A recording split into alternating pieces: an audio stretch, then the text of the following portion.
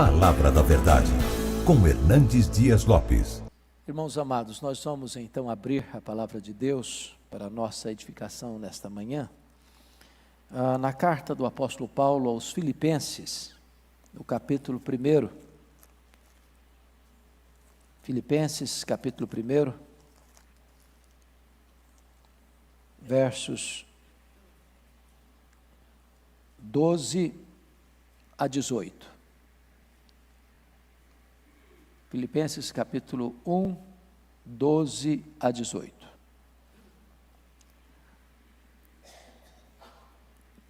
O apóstolo Paulo escreve: Quero ainda, irmãos, cientificar-vos de que as coisas que me aconteceram têm antes contribuído para o progresso do Evangelho, de maneira que as minhas cadeias em Cristo se tornaram conhecidas de toda a guarda pretoriana e de todos os demais.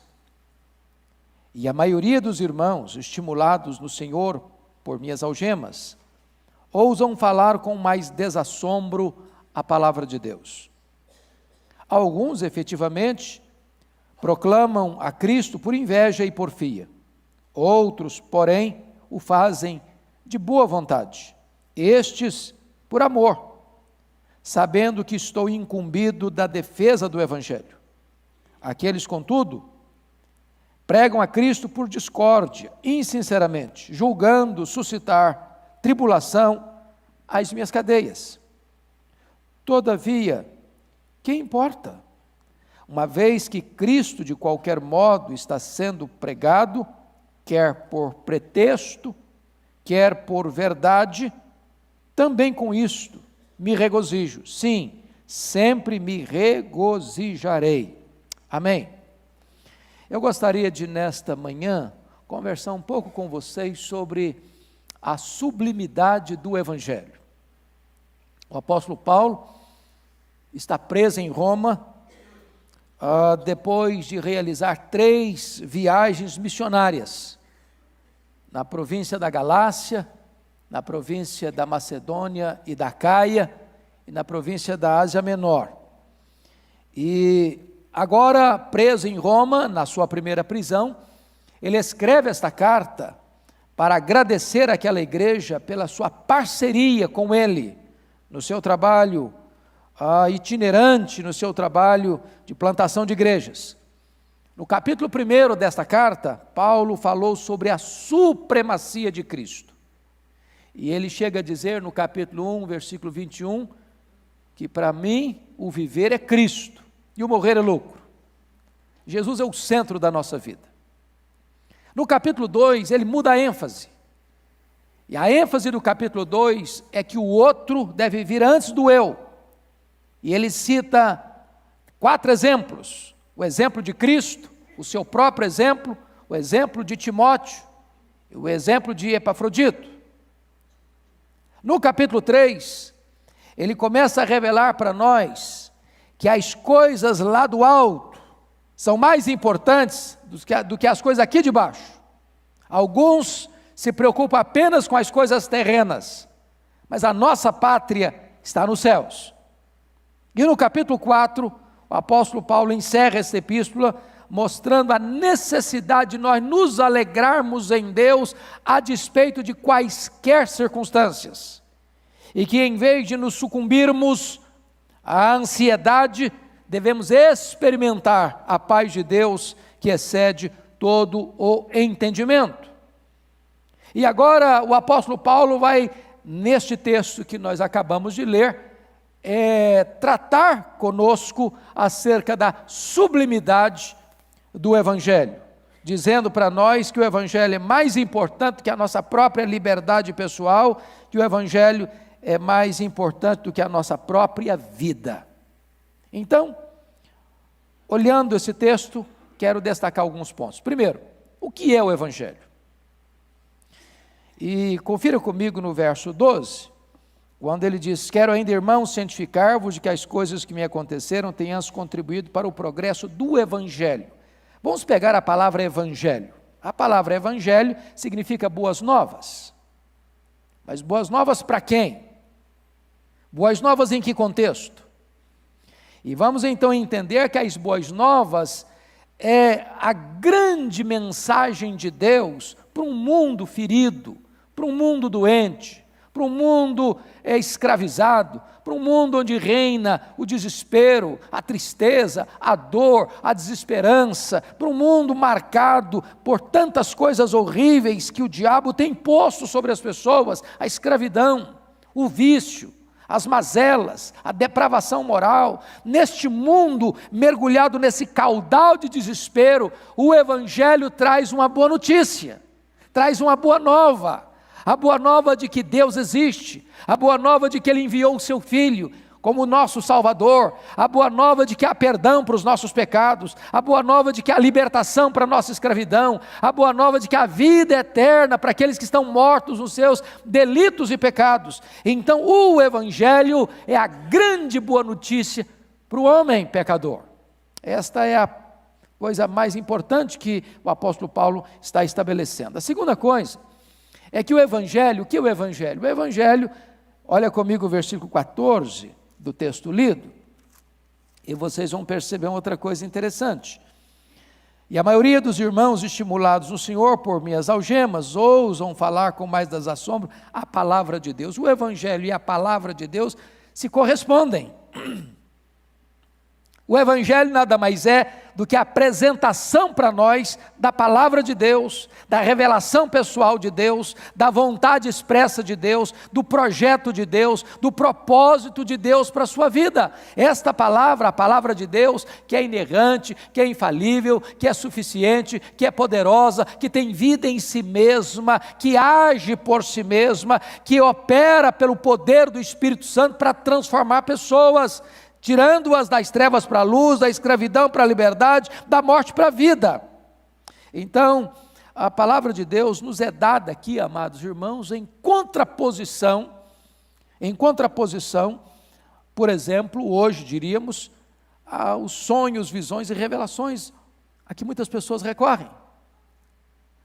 A palavra de Deus nos é apresentada aqui como resposta a tanto misticismo e sincretismo que as pessoas buscam. O Evangelho não é aquilo que o homem inventa, não é aquilo que o homem cria, não é aquilo que o homem elabora. O Evangelho é a própria revelação de Deus, a sua palavra, a vontade expressa de Deus para o nosso coração. Esta palavra é preciosa. Deixa eu lhes dar um exemplo disso ao reverendo Ronaldo de Almeida Lidório, numa das suas mensagens lá em Vitória, e ele relata também isso num dos seus livros, conta que ensinando a Bíblia para as pessoas das mais diferentes tribos que vinham para Coni, onde ele morava, para ensinar a palavra de Deus. Ele passou durante uma semana toda ensinando algumas pessoas que vieram de outras tribos. E ao final, ele deu 3 textos para serem memorizados. E então, uma mulher que veio 3 dias a pé de caminhada da sua aldeia para onde ele estava, ao retornar para sua aldeia, ao chegar praticamente em casa, esqueceu um dos versículos que ela havia memorizado. Ela havia memorizado 3, e ela retorna a Coni, 3 dias a pé. E quando o pastor Ronaldo a viu, disse: mas por que a senhora voltou? E ela respondeu: eu esqueci um dos versículos. E o pastor disse: mas a senhora não precisava ter voltado por isso? E ela respondeu: a palavra de Deus é muito preciosa para ficar perdida pelo caminho.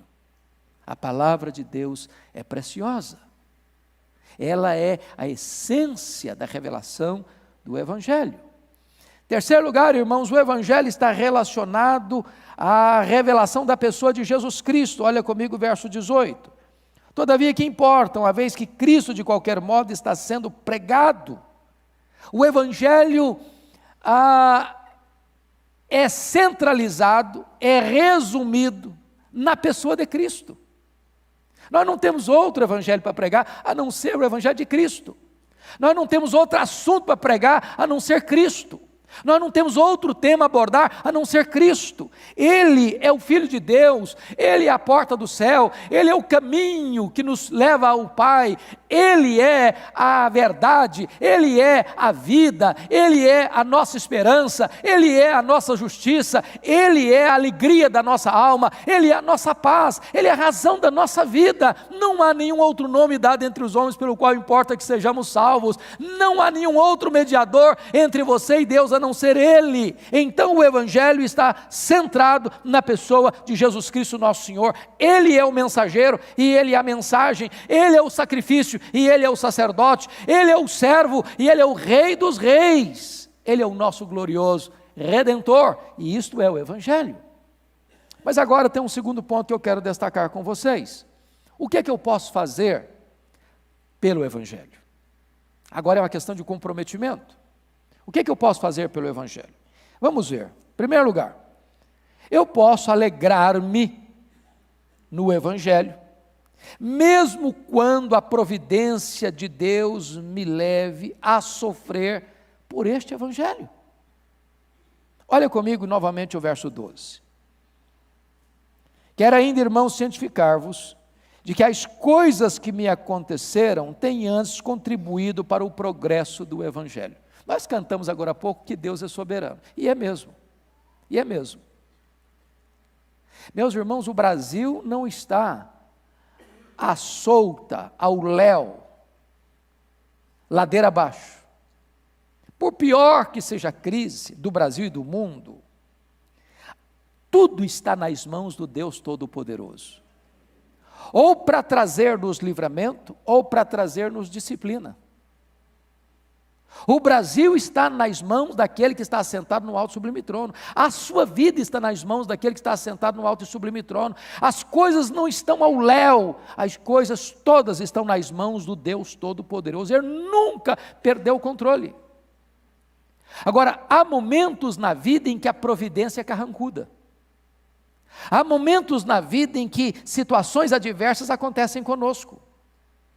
Há momentos na vida em que aquilo que você planeja não acontece, que você sonha e aguarda, vem ao contrário do que você sonhou e aguardou.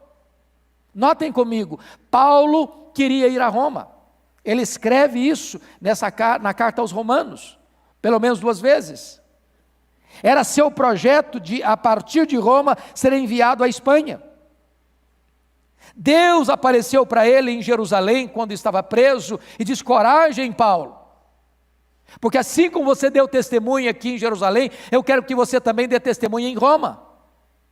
Mas Paulo chega em Roma não como sonhara chegar, ele chega preso, ele chega algemado, e ele escreve então para a igreja de Filipos, da prisão de Roma, dizendo o seguinte: eu quero que vocês saibam que as coisas que me aconteceram têm antes contribuído para o progresso do Evangelho.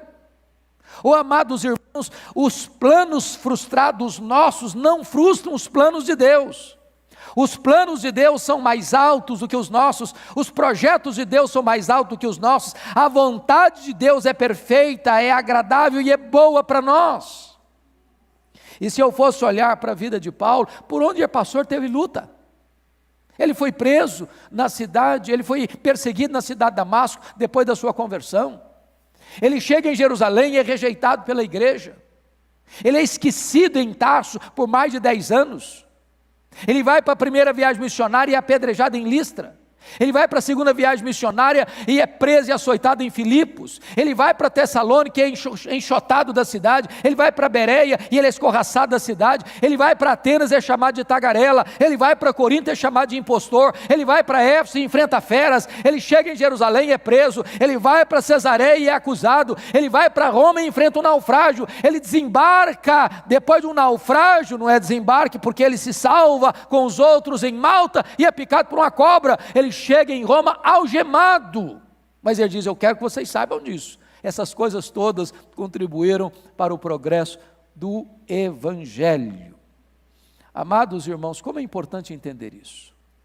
Se você está passando por uma luta, em vez de você reclamar, em vez de você murmurar, descubra qual é o projeto de Deus para que você testemunhe no meio dessa luta. A esposa de Charles Haddon Spurgeon ficou enferma. em cima de uma cama por muitos anos.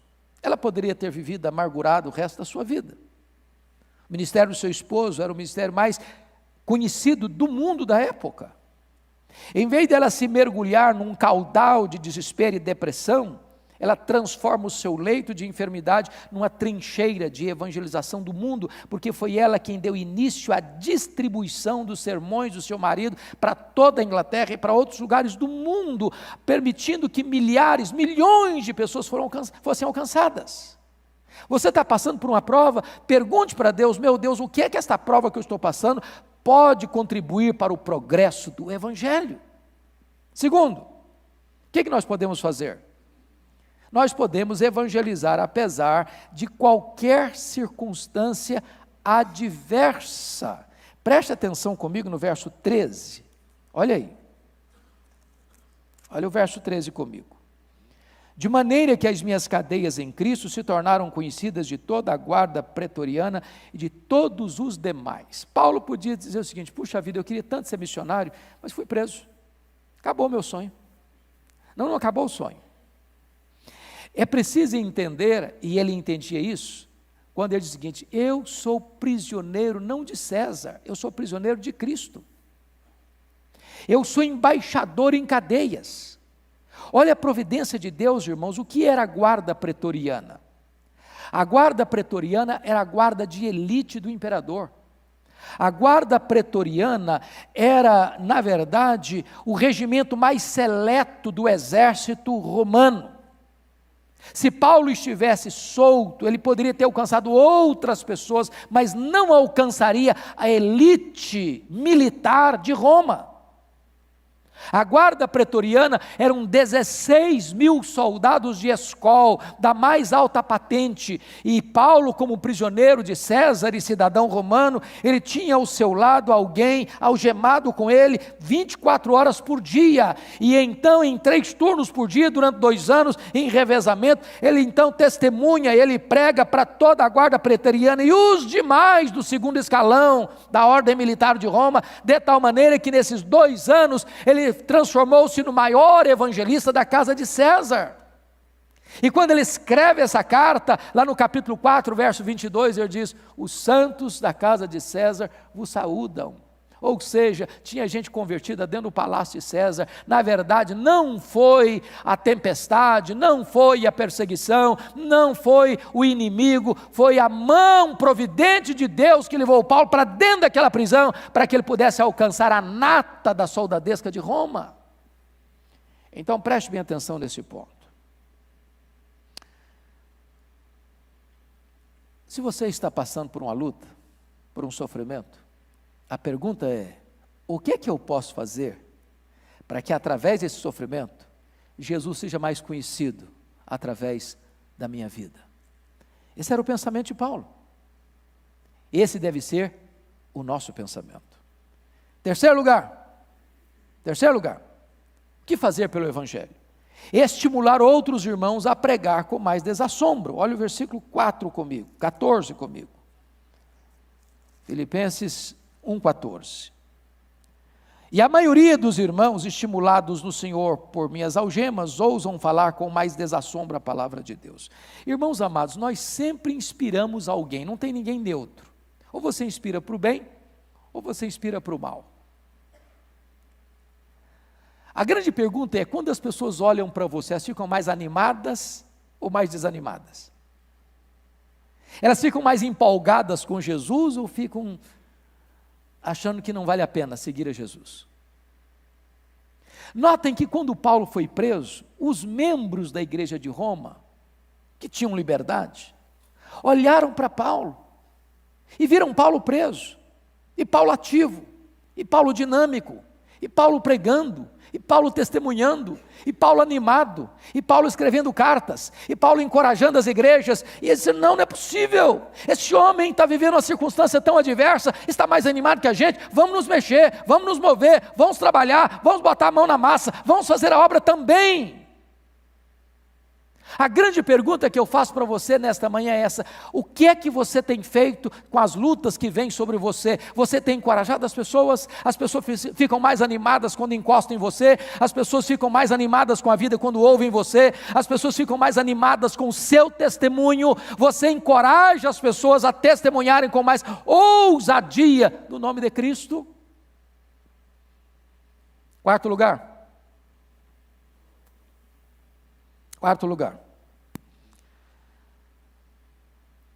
O que você precisa fazer pelo Evangelho? Você não pode azedar o coração por causa da competição. Vocês acham que tem competição entre as igrejas hoje? Vocês acham que tem pastor hoje que prega assim, querendo atrair fama só para o seu nome? Esse negócio não é novo não, isso é antigo. Veja comigo, por favor, os versículos 15 a 18 aí. Olha o que Paulo escreve, Filipenses 1, 15 a 18. Alguns efetivamente proclamam a Cristo por inveja e porfia. Outros, porém, o fazem de boa vontade. Estes por amor, sabendo que estou incumbido da defesa do Evangelho. Aqueles, contudo, pregam a Cristo por discórdia, insinceramente, julgando suscitar tribulação às minhas cadeias. Todavia, que importa? Uma vez que Cristo, de qualquer modo, está sendo pregado, quer por pretexto, quer por verdade, também com isso me regozijo, sim, sempre me regozijarei. Preste bem atenção aqui, irmãos. Nós temos que entender bem esse versículo para não chegarmos a uma conclusão perigosa e equivocada. Tem muita gente que diz assim: bom, já está sendo pregado? Tem heresia? Tem falsa doutrina? Mas tá bom, Jesus está sendo pregado. Não, Paulo não está falando isso não. Paulo não está se alegrando aqui porque tem gente pregando uma meia verdade, e no meio dessa verdade tem heresia embutida. Não, ele não está se alegrando com isso. Se você ler tanto esta carta, quanto as demais cartas do apóstolo Paulo, olha capítulo 3, versículo 2 comigo, ele diz assim: acautelai-vos dos cães, acautelai-vos dos maus obreiros, acautelai-vos da falsa circuncisão. Ele denuncia a heresia, ele não suporta o erro doutrinário. Agora, o que Paulo está argumentando com você e comigo, é que tem muita gente, embora pregando a verdadeira mensagem, está pregando essa mensagem com motivação errada. Tem muita gente pregando o Evangelho, mas para ganhar notoriedade, para que a sua igreja seja a igreja mais vista, para que a sua denominação seja mais poderosa, para que a placa da sua igreja seja mais famosa, para que o seu grupo seja o mais reconhecido. Embora pregando a mensagem certa, a motivação não está certa, a motivação não é boa. Então preste bem atenção nisso. É possível fazer a coisa errada com a motivação certa. Preste atenção no que eu vou dizer. Tem muita gente pregando heresia, irmãos, pensando que está pregando a verdade. Pode ter certeza disso. Por falta de conhecimento. Acha que o que está pregando está certo e está errado. Tem muita gente fazendo a coisa errada com motivação errada. Esses são os falsos mestres, reconhecidamente, que querem mesmo enganar as pessoas, são lobos e dizem que o são. Mas tem muita gente, irmãos, que estão fazendo a coisa certa com a motivação errada. Ou seja, estão pregando o Evangelho, mas a motivação não é boa. Qual o nosso papel? É fazer a coisa certa, com a motivação certa. É pregar o Evangelho, não querendo receber os louros, não querendo receber os aplausos dos homens, mas tributando a Deus toda a glória, toda a honra, todo o louvor. Agora, preste bem atenção, o que Paulo está dizendo é o seguinte: não deixe seu coração se azedar. Se alguém não está com a motivação boa, não deixe esse negócio afetar o seu coração não, continua fazendo a obra de Deus. Continua pregando sem deixar o seu coração ser contaminado com essa concorrência do mercado religioso.